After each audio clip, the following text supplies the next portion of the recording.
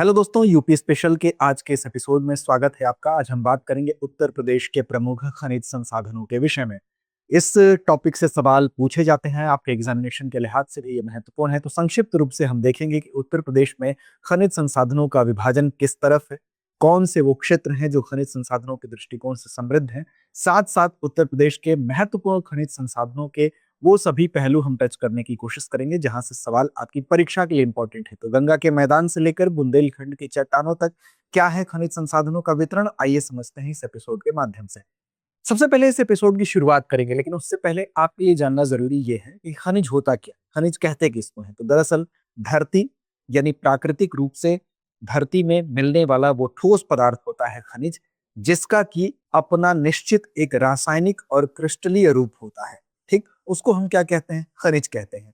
इसको चूंकि प्रकृति ने बनाया है, किसने बनाया है? नेचर ने बनाया है। ये ठोस प्रकृति का होता है, पृथ्वी की भूपर्पटी में पाया जाता है और धरती की जो चट्टानें हैं उनके अंदर पाए जाने वाला ये ठोस पदार्थ जो है वो अकार्बनिक होता है। ठीक, इसको हम क्या कहते हैं? खनिज कहते हैं। तो भारत में अगर हम देखें तो खनिज संसाधनों का बंटवारा हम जब पढ़ते हैं, उसी तरह से उत्तर प्रदेश में भी किस कोने में खनिज संसाधनों की बहुल्यता है और कहां पर खनिज संसाधन कम पाए जाते हैं, इस कॉन्सेप्ट को समझते हुए ये देखेंगे कि खनिज संसाधनों का वितरण क्या है। लेकिन उससे पहले आपके लिए एक महत्वपूर्ण सूचना ये है कि अगर आप तैयारी करना चाहते हैं किसी भी स्टेट पीसीएस की, तो आप जुड़ सकते हैं हमारे स्टेट पीसीएस के सभी ऑनलाइन कोर्सेज पर 50% की इस छूट के साथ, जो कि आपको मिल रही है फ्रीडम सेल के अंतर्गत। और इस छूट का लाभ आप उठा सकते हैं 16 अगस्त तक। तो इसके लिए आपको क्या करना है? इसके लिए आप या तो दृष्टि लर्निंग ऐप हमारा डाउनलोड कर लीजिए, या आपको लिंक मिल जाएगा। इस लिंक के माध्यम से आप इस छूट का लाभ उठाइए। एक फॉर्म होगा, वो फॉर्म भर दीजिए।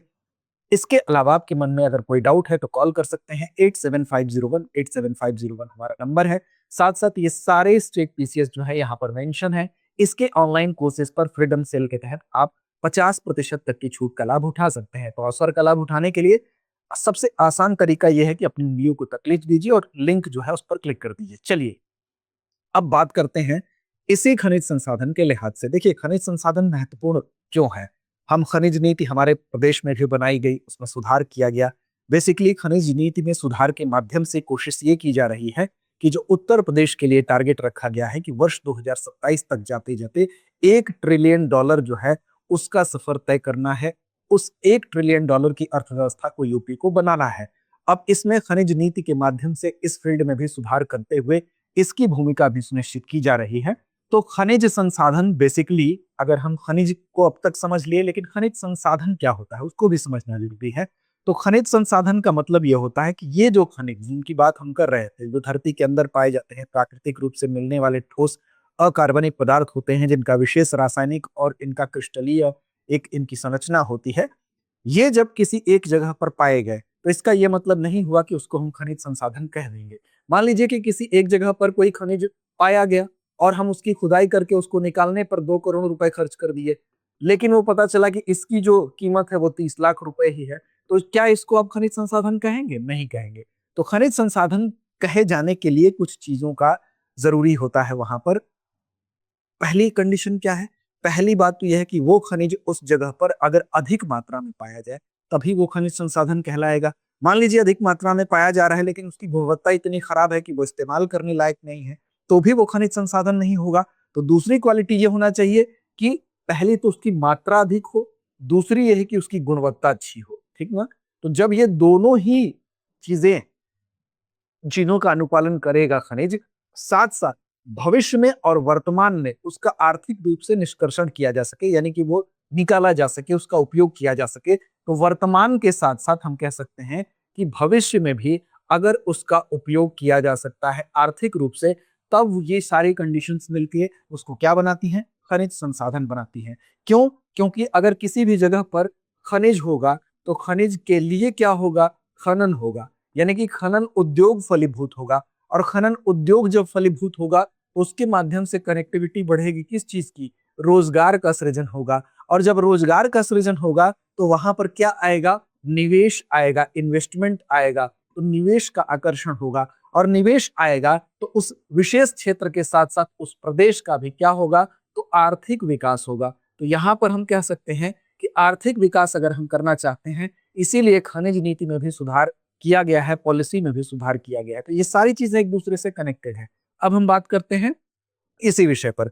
तो खनिज अन्वेषण को बढ़ावा देना, यानी कि खनिजों को खोजने को बढ़ावा देना, नई संभावनाओं की खोज और भूगर्भीय जो मानचित्रण है, उसके माध्यम से इस दिशा में उत्तर प्रदेश बढ़ रहा है। इसके लिए क्या जरूरी होता है? तो इसके लिए जरूरी होता है कि पहले पारदर्शी पॉलिसी बना दी जाए, जिसमें कि हम कोई भी चीज पारदर्शी तरीके से खनिजों के लिए हम आवंटित कर सके, यानी उसको खोज सके, उसके आगे की प्रोसेसिंग कर सके। तो इसके लिए क्या जरूरी है? सुदृढ़ नियामक ढांचा, यानी कि इंफ्रास्ट्रक्चर जरूरी होता है। तो पारदर्शी नीतियां खनिज से क्षेत्र में सुधार के लिए जिम्मेदार होती हैं, वो भी किया गया। और साथ साथ इसमें जो सार्वजनिक निवेश है, उसके अलावा जो निजी निवेश है और डाउनस्ट्रीम उद्योग है, यानी कि प्रसंस्करण इकाई और विनिर्माण में पूंजी प्रवाह को कैसे बढ़ाया जाए ताकि इस उद्योग में और विकास हो सके, तो इसके लिए भी प्रयास होता है। और तब जाके ये लक्ष्य 2027 के लिए निर्धारित किया गया है, यानी कि 1 ट्रिलियन डॉलर की अर्थव्यवस्था बनाना यूपी को, तब ये प्राप्त होगा। तो चलिए अब बात करते हैं आगे, बात करते हैं कि खनिज से आर्थिक संसाधन तक का सफर कैसे तय होगा। तो ये आपको बताया गया कि खनिज होता क्या है, ये आप समझ गए होंगे। फिर उसकी आर्थिक व्यवहार्यता होनी चाहिए, यानी कि सही रूप से, सही गुणवत्ता वाला, सही मात्रा में और निरंतर कहीं से अगर प्राप्त होगा तो उसको हम खनिज संसाधन कहेंगे। यानी कि खनिज संसाधन किसी एक जगह पर पाए जाने से सिर्फ उस खनिज को नहीं कहा जाता है, ये भी आप उम्मीद है बात समझ गए होंगे। तो चलिए अब जरा सा देखते हैं, उत्तर प्रदेश के संदर्भ में समझते हैं कि उत्तर प्रदेश में जब खनिजों के पाए जाने के लिहाज से अगर हम देखेंगे, क्षेत्रीय विभाजन को देखेंगे, तो उसमें मुख्य तौर पर आपको 2 क्षेत्र उत्तर प्रदेश में दिखाई देंगे। जैसे एक तो गंगा का जलोढ़ मैदान है, जिसकी चर्चा हमेशा हम सुनते हैं कि गंगा का जलोढ़ मैदान जो है वो क्या है। तो उत्तरी और साथ साथ मध्य क्षेत्र जो आता है, उत्तर प्रदेश का उत्तरी और मध्य क्षेत्र जो है, बेसिकली गंगा का जलोढ़ मैदान होता है। और ये यूपी में लगभग 2/3 हिस्सा है। अब ये कौन सा हिस्सा है? तो ये वही हिस्सा है जहां पर गंगा और उसकी सहायक नदियां बहती हैं, उनका एक क्षेत्र है। ये अब कृषि के लिए तो बड़ा इंपॉर्टेंट सेगमेंट है, क्योंकि कृषि इस क्षेत्र में काफी फलीभूत होती है, फलती फूलती है। तो कृषि के दृष्टिकोण से जहां ये गंगा का जलोढ़ मैदान काफी समृद्ध है, यहाँ पर चूंकि गंगा और उसकी सहायक नदियों द्वारा लाए गए जो जलोढ़ होते हैं, उसके अवसाद जो होते हैं वो यहाँ पर होते हैं। तो उसकी वजह से क्या होता है कि चट्टानों को ये ढक देते हैं, तो उससे खनिज जो है, उस लिहाज से यह क्षेत्र निर्धन माना जाता है। तो गंगा का जो जलोढ़ मैदान है वो क्या है? इसके राज्य का विस्तार अगर देखेंगे तो 2/3 हिस्से में, उत्तरी और मध्य यूपी में। लेकिन गंगा और उसकी सहायक नदियों का जो ये मोटे जलोढ़ अवसाद है, इनकी वजह से आर्थिक भूमिका कृषि के लिए तो उपजाऊ होती है, लेकिन अगर हम खनिजों की कंडीशन के लिहाज से देखें तो ये निर्धन क्षेत्र होता है। जलोढ़ मिट्टी कठोर चट्टानों को ढक लेने का काम करती है। तो अब सवाल होता है कि खनिजों के लिहाज से महत्वपूर्ण कौन सा क्षेत्र है? तो इसमें बात करेंगे दक्षिणी पठार और उच्च भूमि। तो यहाँ पर आपको दिख रहा है कि जो दक्षिणी पठार और उच्च भूमि है, ये 51,393 वर्ग किलोमीटर, जो कि उत्तर प्रदेश की दक्षिणी सीमा के साथ लगा हुआ क्षेत्र है, जो कि आप देख सकते हैं कि जिसमें कि बुंदेलखंड और विशेष तौर पर अगर हम कहें तो विंध्य का जो पठारी हिस्सा है वो आता है इसमें। तो बुंदेलखंड में ग्रेनाइट, विंध्य बलुआ पत्थर, शेल चट्टानें यहाँ पर पाई जाती हैं। और आर्थिक भूमिका इसकी ये है कि औद्योगिक और खनन का निवेश जो है वो यहाँ पर उसके सेंटर के तौर पर यह क्षेत्र काम करता है। यानी कि यहाँ पर अगर हम कहें कि उत्तर प्रदेश में विशेष तौर पर बुंदेलखंड और साथ साथ आपका विंध्य का जो पठारी क्षेत्र है, वो दक्षिणी पठार और उच्च भूमि जो है वो राज्य की दक्षिणी सीमा के साथ लगा हुआ 51,393 वर्ग किलोमीटर का क्षेत्र विशेष तौर पर हम कह सकते हैं कि राज्य की मुख्य खनिज पट्टी का निर्माण करती है। तो राज्य की मुख्य खनिज पट्टी की स्थिति कहाँ है? तो मुख्य खनिज पट्टी की स्थिति आपके दक्षिणी पठार और उच्च भूमि क्षेत्र में है। ठीक, अब चलिए ये 2 कॉन्सेप्ट समझ गए। अब उत्तर प्रदेश में कुछ ऐसे भी खनिज हैं जिसमें कि उत्तर प्रदेश का पूरा दबदबा है। वैसे खनिजों का नाम आपको याद रखना है। तो इसमें जो नाम आपको दिखाई दे रहे हैं, उस नाम को आप ध्यान रखिएगा कि कुछ ऐसे खनिज हैं जिसमें उत्तर प्रदेश अपनी महत्वपूर्ण हिस्सेदारी रखता है, जिसमें कि आपको नाम दिखाई दे रहा है एंडालुसाइट का। एंडालुसाइट जो है पूरे देश में जितना पाया जाता है, अकेले उत्तर प्रदेश में उसका 78% पाया जाता है। यानी कि भारत के कुल भंडार का 78% एंडालुसाइट कहाँ पर है? यूपी में है। तो अगर इन फ्यूचर आपको ये सवाल दिखे और वहां पर स्टेटमेंट के तौर पर या किसी भी रूप में ये दिखे, एंडालुसाइट का नाम अगर आए, तो आप बताइएगा कि यूपी में एंडालुसाइट, पूरे देश में पाए जाने वाले एंडालुसाइट का 78% पाया जाता है। दूसरा हम जो चीज यहाँ पर ध्यान देना है आपको, डायस्पोर की बात यहाँ पर की जा रही है। डायस्पोर भारत के कुल भंडार का 37% हिस्सा है। तो ये भी एक ठीक ठाक हिस्सा है जिसमें कि उत्तर प्रदेश अपनी हिस्सेदारी रखता है। ये सारे फैक्ट आपके लिए एग्जामिनेशन के लिए महत्वपूर्ण है। पायरोफिलाइट जो है भारत के कुल भंडार का 10% अकेले कहाँ पाया जा रहा है? यूपी में पाया जा रहा है। तो एंडालुसाइट 78%, डायस्पोर्स 37% और पायरोफिलाइट 10% के साथ पूरे देश में इन सेगमेंट्स में हम कह सकते हैं इन खनिजों के मामले हमें यूपी का दबदबा है। अब थोड़ा सा एक नजर डालते हैं कि कौन कौन से प्रमुख खनिज हैं जिस पर कि हमको थोड़ा सा एक नजर दौड़ाना है, जिससे कि सवाल बन सकते हैं ऑब्जेक्टिव टाइप के। तो देखिए यहाँ पर आप लोगों को दिख रहा है कोयला। राष्ट्रीय रैंक अगर कोयले की हम बात करें, कोयला तो प्रमुख खनिज के तौर पर जाना ही जाता है। तो कोयले की बात करें तो भंडार के मामले में देखिए, एक होता है भंडार, एक होता है प्रोडक्शन। ठीक, तो यहाँ भंडार की बात कर रहे हैं। तो भंडार के मामले में भारत में उत्तर प्रदेश जो है कोयले के मामले में 8वां स्थान है। अब आप साथ साथ ये भी देखिए और कमेंट करिए कि बताइए कि भंडार के लिहाज से कोयले में पूरे देश में पहला स्थान किसका है। चलिए अब देखिए यहाँ पर कोयले में राष्ट्रीय रैंक 8वीं है, किसकी?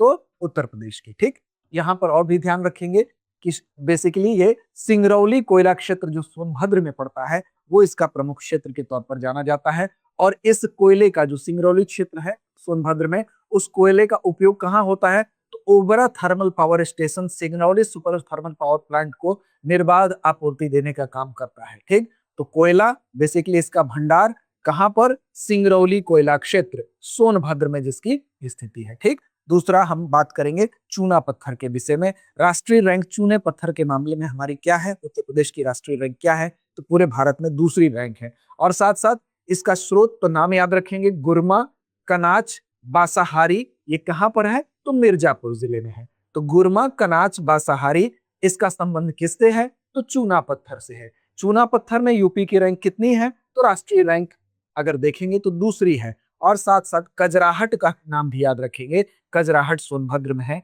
ये भी चूने पत्थर के उत्पादन से, भंडारण से संबंधित है। ठीक, अब यहाँ देखिए उच्च श्रेणी का ये जो चूना है, चूना पत्थर है, ये चुनार, चुर्क और डल्ला के प्रमुख सीमेंट संयंत्रों को संचालित करने का काम करता है। तो ये कहाँ सप्लाई देता है? तो ये सप्लाई देता है चुर्क, डल्ला या डाला भी कहा जाता है, प्रमुख सीमेंट संयंत्रों को संचालित करता है। ठीक है, तो चूने पत्थर में आपको नाम याद रखना है, गुरमा, कनाज, बासाहारी मिर्जापुर और कजराहट सोनभद्र। ठीक, अब अगला कौन सा है?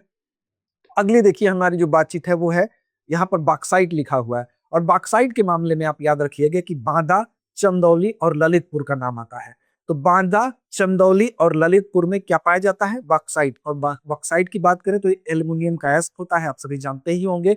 और इसका जो निष्कर्षण होता है वो हिंडाल्को के रेणुकूट के संयंत्र में, जो कि सोनभद्र में स्थित है, वहां पर होता है। तो इसका स्रोत क्या है? बांदा, वाराणसी, ललितपुर, चंदौली, बॉक्साइट यूपी में। और उद्योग की बात करें तो हिंडाल्को के रेणुकूट, ये जो सोनभद्र में स्थित है, उस संयंत्र में एल्यूमिनियम निकालने का काम इसमें किया जाता है। प्राथमिक स्रोत के रूप में यह बांदा, वाराणसी, ललितपुर और चंदौली से बॉक्साइट के रूप में प्राप्त होता है। ठीक, सिलिका सैंड की बात करें, सिलिका सैंड यहाँ पर आप देख रहे हैं, इसके उत्पादन में भी उत्तर प्रदेश पूरे देश में किस नंबर पर है? सेकेंड रैंक है भारत की। तो पहली रैंक किसकी है? जरा सर्च करके कमेंट करिए। तो सिलिका सैंड में भारत में दूसरा स्थान है उत्तर प्रदेश का। 100 मिलियन टन से अधिक के भंडार यूपी में है। ठीक, तो सिलिका सैंड में भी हमको याद रखना है सेकेंड रैंक पर है और 100 मिलियन टन से ज्यादा का भंडार है। इसकी गुणवत्ता भी अच्छी है, 98% इसमें सिलिका ऑक्साइड है वाली उच्च शुद्धता है और अत्यंत कम लौह की मात्रा है। तो इस क्वालिटी वाइज भी ये बढ़िया है। ठीक है ना। और शोध की बात करें तो शंकरगढ़ प्रयागराज में जो स्थित है, ये नाम आपको याद रखना है, बरगढ़, बांदा और अलीगढ़। ठीक, तो शंकरगढ़, अलीगढ़ दोनों गढ़ हैं। शंकरगढ़ कहां पर है? प्रयागराज में। बरगढ़, बांदा और अलीगढ़ तीनों गढ़ है भाई। तो ये तीनों गढ़ जो है वो कहां है? सिलिका सैंड से संबंधित है और इनका नाम भी आपको याद रखना है, इनका क्षेत्र भी याद रखना है। ठीक, इसके अलावा डोलोमाइट का नाम आता है, तो डोलोमाइट को भी याद रखिएगा। बेसिकली अगर डोलोमाइट की बात करें तो ये डोलोमाइट कजराहट जो सोनभद्र में है वहां पर पाया जाता है, बांदा में भी पाया जाता है। और साथ साथ इस डोलोमाइट में से कुछ सवाल अन्य भी बन सकते हैं, जैसे कजराहट सोनभद्र का नाम डोलोमाइट के लिए और बांदा का नाम डोलोमाइट के लिए जुड़ा हुआ है। ठीक, इस उद्योग में बात करें तो इस्पात निर्माण में इसका इस्तेमाल हो जाता है डोलोमाइट का। रेफैक्ट्रीज क्या होता है? रेफैक्ट्रीज बेसिकली वो होता है, ये बहुत उच्च तापमान सहन करने की इसके अंदर क्षमता होती है। ठीक है ना, इसको रेफैक्ट्रीज कहते हैं। और साथ साथ रासायनिक उद्योग में भी डोलोमाइट का इस्तेमाल होता है। तो रेफ्रैक्ट्रीज में भी डोलोमाइट इस्तेमाल होता है। और कहाँ पाया जाता है? तो बेसिकली कजराहट, सोनभद्र और बांदा जिले में पाया जाता है। ठीक, अगला देखिए, रॉक फॉस्फेट की यहाँ पर बात हो रही है। रॉक फॉस्फेट आपको लिखा है, जैसा कि आप जानते हैं कि रॉक फॉस्फेट ललितपुर में 6 मिलियन टन की पहचान की गई है। तो ललितपुर में 6 मिलियन टन भंडार जो है, औसत ग्रेड 16% इसका है, इसकी पहचान की गई है। और इस रॉक फॉस्फेट के लिए एक ही नाम आपको यहाँ याद रखना है, वो है ललितपुर। और उर्वरक निर्माण में रॉक फॉस्फेट जो है वो महत्वपूर्ण भूमिका निभाता है। ठीक, इसके बाद आपको क्या दिख रहा है रॉक फॉस्फेट के साथ साथ? तो आपको यहाँ पर दिख रहा है रॉक फॉस्फेट के अलावा चाइना क्ले। चाइना के लिए बेसिकली अगर हम बात करेंगे तो सोनभद्र और बांदा, दो नाम आपको याद रखना है यहाँ पर, सोनभद्र और साथ साथ बांदा, यहाँ पर भंडार पाए जाते हैं चाइना क्ले के। और इसका इस्तेमाल सिरेमिक में, कागज और पेंट उद्योगों के लिए आवश्यक कच्चे माल के रूप में, यानी कि रॉ मटेरियल के रूप में किया जाता है। ठीक, इसके बाद जिप्सम की भी बारी आती है। जिप्सम भी याद रख लेंगे। जिप्सम की बात करेंगे तो क्या होगा? जिप्सम कहाँ पर है? तो जिप्सम बेसिकली झांसी और हमीरपुर, इन दो जिलों का नाम याद रखना है जिप्सम के लिए, झांसी और हमीरपुर। और सीमेंट उद्योग में आप जानते हैं कि जिप्सम का इस्तेमाल किया जाता है। तो जिप्सम की अगर हम बात करें, इसकी उपयोगिता की बात करें तो कहाँ उपयोगी होता है? तो आप जानते हैं कि सीमेंट उद्योग में उपयोगी होता है, उर्वरक और रासायनिक उद्योग में भी इसका इस्तेमाल होता है। तो जिप्सम के लिए आपको झांसी और हमीरपुर में इसकी उपलब्धता है, इसका नाम याद रखना है। साथ ही साथ सीमेंट, उर्वरक और रासायनिक उद्योगों में बहुउद्देशीय उपयोग इसका किया जाता है। फिर आपका बचता है पायरोफिलाइट। तो पायरोफिलाइट का नाम भी याद रखिएगा, ये भी आपका झांसी, ललितपुर, महोबा, हमीरपुर, झांसी, ललितपुर, महोबा, हमीरपुर, पायरोफिलाइट यहाँ पर पाया जाता है। और साथ साथ इसका इस्तेमाल कहाँ कहाँ है? तो इसका इस्तेमाल उपयोग जो है सिरेमिक में, उद्योग में, ऊष्मा के उपचार से संबंधित जो उद्योग होते हैं वहां पर, और साथ साथ इसका इस्तेमाल करते हैं कीटनाशक उद्योगों में भी। तो पायरोफिलाइट का संबंध कीटनाशक उद्योगों से है, यह सवाल उठ सकता है। और झांसी, ललितपुर और महोबा में ये पाया जाता है। ठीक है, चलिए अब आगे बढ़ते हैं थोड़ा बहुमूल्य जो पदार्थ हैं उनकी तरफ। तो देखिए, बहुमूल्य खनिजों के अंतर्गत अगर बात करेंगे तो बात करते हैं हीरा की, डायमंड की। और डायमंड के लिए उत्तर प्रदेश में एक जिला है, आपने पता नहीं सुना होगा कि नहीं, लेकिन बांदा इसके लिए बड़ा महत्वपूर्ण है। तो बांदा जो जिला है, ये भारत के जो सबसे प्रमुख हीरा उत्पादक क्षेत्र हैं उनमें बांदा भी शामिल है। और यहाँ पर 8,10,000 कैरेट से ज्यादा का उत्पादन जो है एनएनडीसी ने बताया है कि यहाँ पर उसके द्वारा ये बताया गया। और वार्षिक उत्पादन ये कहा गया है कि 71,000 कैरेट जो है इस जगह से वार्षिक उत्पादन यहाँ पर होता है। तो हीरे के लिए आपको बांदा क्षेत्र जो है भारत के सबसे उत्पादक हीरा क्षेत्रों में से एक है, इसका नाम आपको याद रखना है। ठीक, इसके बाद बात करते हैं सोने की। सोना भी बहुमूल्य धातु है। और सोने की बात करें तो यहाँ पर दो नदियों का नाम लेना उल्लेखनीय होगा, शारदा और साथ साथ एक नदी और है, उसका नाम है रामगंगा। तो याद रखिएगा यहाँ पर शारदा रिवर जो है और साथ साथ रामगंगा नदी, इसका नाम आप याद रखिएगा। और इन दो नदियों के जो रेत होती है, उस रेत में सोने के कण पाए जाते हैं। और साथ साथ यहाँ पर परिशी और बेरवार में आशाजनक भंडार की बात भी कही जाती है। ठीक है, तो यहाँ पर यह याद रखना है कि बेसिकली सोना जो है ललितपुर, सोनभद्र में, कहाँ कहाँ पर? ललितपुर और सोनभद्र में इसके भंडार की बात की जाती है, आशाजनक भंडार की बात की जाती है। और साथ साथ इसमें शारदा नदी और रामगंगा नदी, इन दोनों का नाम याद रखना है, इसकी बालू में भी इसके कण पाए जाते हैं। ठीक, तो याद रखना है आपको। साथ साथ यूरेनियम की बात करनी, ये सवाल तो कई बार यूपीपीसीएस में पूछा भी गया है। और आप जानते भी हैं कि ललितपुर में 300 मीटर की जो पट्टी होती है, वहां पर 0.01 से लेकर 0.09% तक ग्रेड के रणनीतिक भंडार यूरेनियम के पाए जाते हैं। ये बेसिकली क्या है? 0.01 से 0.09 उसकी सांद्रता है, यानी कि वहां की जो मिट्टी है उसमें 0.01 से लेकर 0.09% जो है वो क्या होगा?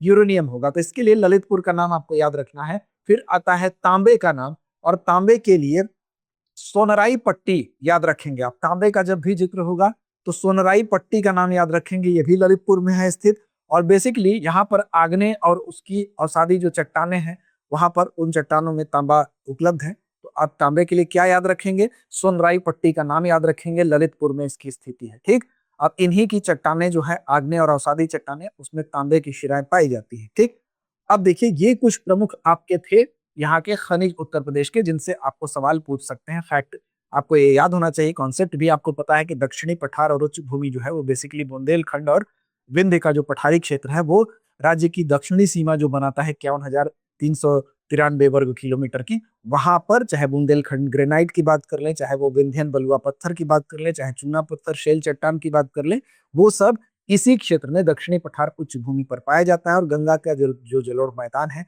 वो कृषि के लिए तो फर्टाइल है, लेकिन हम खनिजों के लिहाज से उसको निर्धन मानते हैं। ठीक, यहाँ पर अगर बात करें तो खनिज उद्योग और उसकी मूल्य श्रृंखला, यानी कि जहां पर खनिज पाया जा रहा है और उसकी सप्लाई कहां पर हो रही है, उसका उपयोग कहां पर हो रहा है, उसका विनिर्माण कहां पर हो रहा है, तो कोयला सोनभद्र में पाया जाता है। और ये किस कहां पर जाता है, तो ओबरा और सिंगरौली थर्मल पावर प्लांट को सप्लाई देने का काम करता है।